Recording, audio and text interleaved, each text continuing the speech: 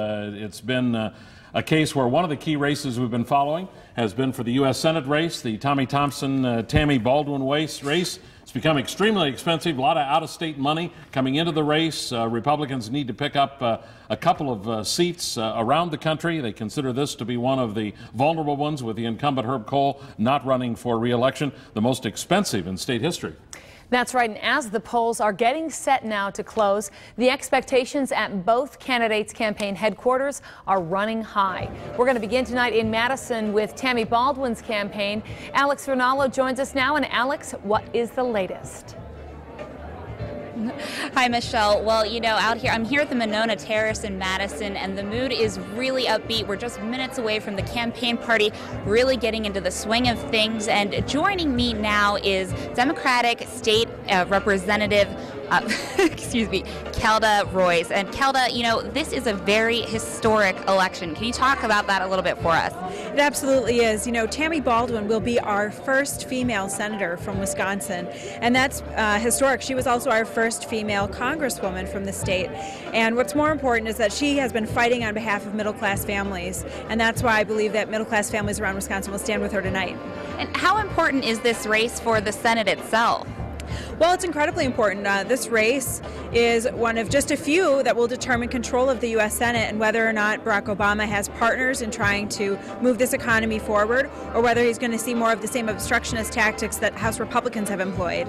Okay, well, thank you so much, Kelda, and we're going to be watching the results here tonight. As I said, the party's about to get underway, and for months now, Tammy Baldwin has been locked in a very tight race with Republican opponent Tommy Thompson, and Fox 11's Robert Hornacek is out at the Thompson campaign party this evening, so let's check in with him now. Hi, Robert.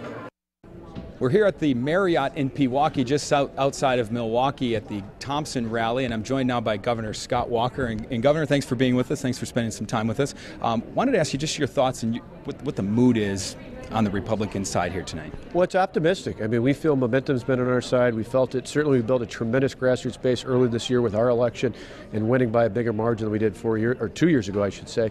On top of that, though, you know, when Paul Ryan was added to the ticket, I think that was a tremendous boost. And then after that first debate, we saw the phones light up in our victory centers. We saw people coming out of the woodwork who were excited about Mitt Romney. We've seen that kind of excitement the last few days, not only about Romney and Ryan, but about Tommy Thompson. And we just want to see it through because it's going to be very, very close.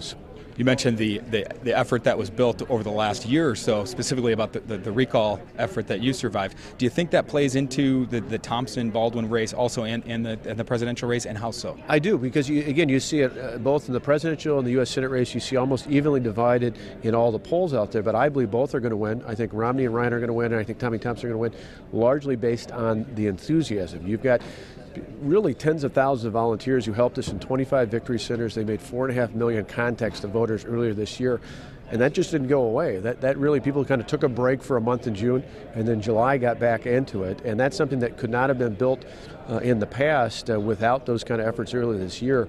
That kind of neighbor-to-neighbor contact, I think, in a close election will ultimately make the difference. All right, thank you very much, Governor Scott Walker, for joining us. We'll be here all night. For now, let's send it back to the studio.